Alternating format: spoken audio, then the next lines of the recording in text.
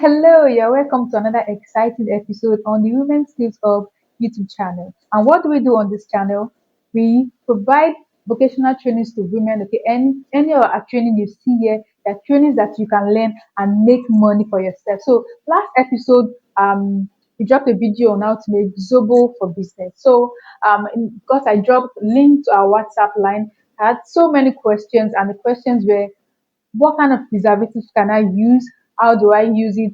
How do I stop my Zobo drink from fermenting real quick? So I'm here today to give us answers to those questions. So let's get started. So here I've made about six lists of things you should know if you want to make a profitable, if you want to start up a profitable Zobo business. And I'm going to be measuring them one by one. Like I said in the video, I said we have majorly two types of zobo leaves. We have the whole zobo leaves and we have the shredded zobo leaf. In the video, you realize that I used the whole zobo leaves because for me, I find it to be more convenient. Although the shredded one has more profit. Okay, when you use it, you get thicker zobo drink. Okay, but for me, I find it to be time consuming because when you get it, there are a whole lot of stones, a whole lot of sand, a whole lot of different kind of debris inside. So for me, I believe that time is money. Okay, so when I get the boy, I just have to do little picking compared to the picking I have to do for the big ones is lesser compared to the ones that I'll be doing with the shredded ones. So it takes a lot of time, and for me, time is money.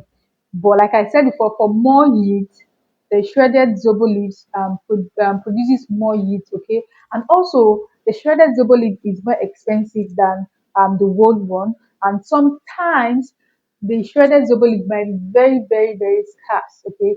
Due to it's kind of high in demand. So that's one thing to know about zobo leaves, all right? So number two is the ginger.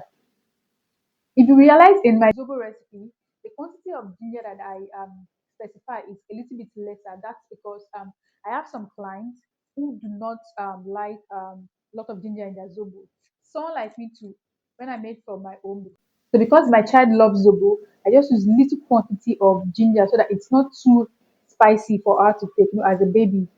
Generally, in my household, we don't really like spicy drinks or food. So I reduce the ginger quantity. And I also said that you can increase to up to 200 grams of ginger from the recipe that I provided. So you can increase from that amount that I said, the minimum amount, down to the 200 grams. It totally depends on what um, you are willing to sell out or what your clients want. Okay, there are some clients who will tell you, oh, I have ulcer, please can you reduce the ginger? I really like the ginger, please reduce the quantity of ginger. Why some will say, ah, madam, this ginger no hot. So you need to learn how to balance between both customers. You can make two. I tell my students, you can make two types, less ginger and you can even call it ginger flavor.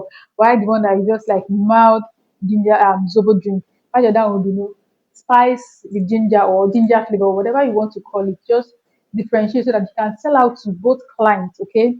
To clients who doesn't like ginger and to clients who like ginger.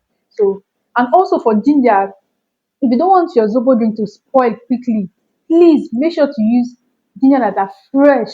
I've had the instances where people say, "Oh, use dry ginger." For me, I tried it. I don't really like it. I feel like the dry ginger is not so aromatic. Like the aroma in the dry ginger is not as effective as the fresh one. So I would say that you use the fresh one, but use the freshest of the freshest. Okay, one that is very clean, no bad part. Everything is just clean and basically fresh. You want to have very nice ginger drinks. Okay. So number three on the list is pineapple. In the video, I said that the best um, pineapple to use is the Cotonou pineapple. Yes, you want to have a very flavorful and sweet Zobo drink.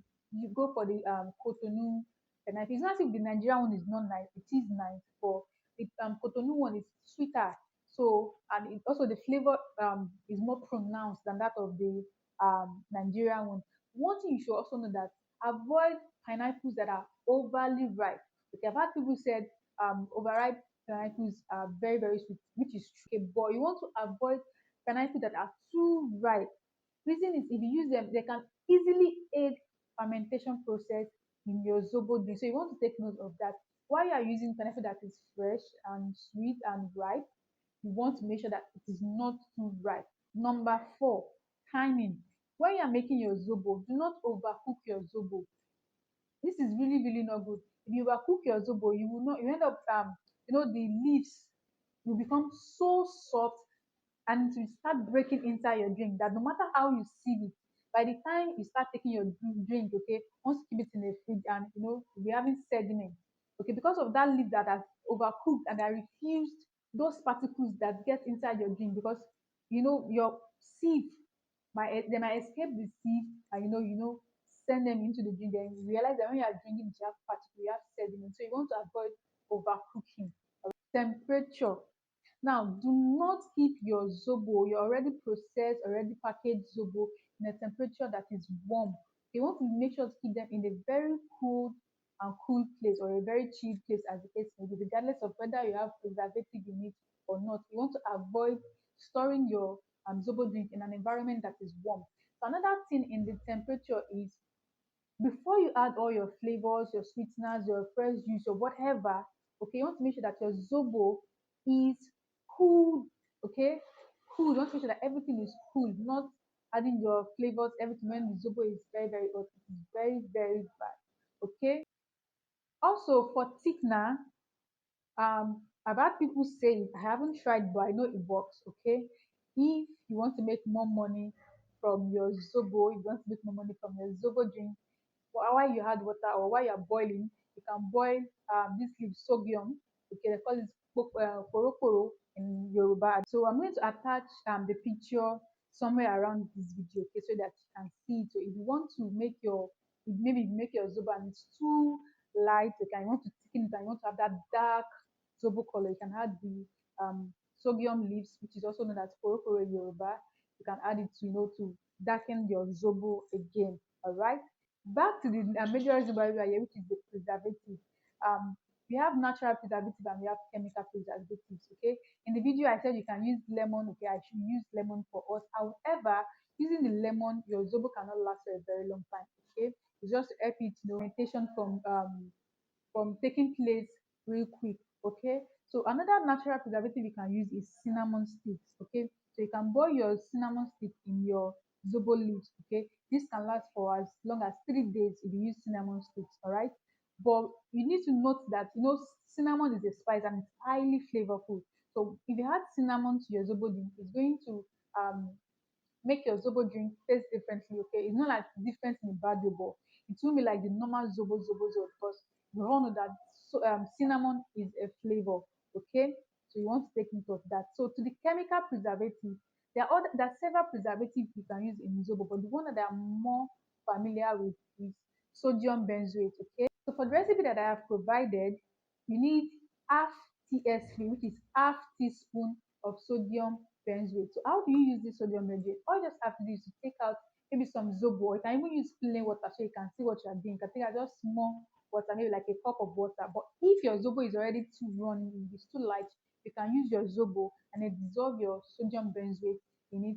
Once it's dissolved, add it back to your zobo and then you mix. Okay, so now when you are using sodium benzoate, you need to be very, very careful. If you use too much, okay, your zobo is going to take off. It's going to take something like sour, kind of slappery, or be tasting. In fact, you won't even like the taste. Okay, but if you use too little, the zobo will get spoiled because obviously the preservative is not active enough. It's not enough to keep your zobo to last for a very long time. So if you use sodium benzoate, your zobo can last without refrigeration for 3 weeks. Okay, as long as it's capped for 3 weeks. Do you understand? So we've gotten to the end of this video and I hope you got immense value for this video. If you do, please do not forget to like, subscribe to this channel so you can get valuable content like this. And also if you have any questions, feel free to drop them in the comment section. But if you would not like to drop them in the comment section, if you want to send a message to me directly, I'm going to drop a link to our WhatsApp so you can send your questions or inquiries to me directly on WhatsApp. Bye. See you in the next one.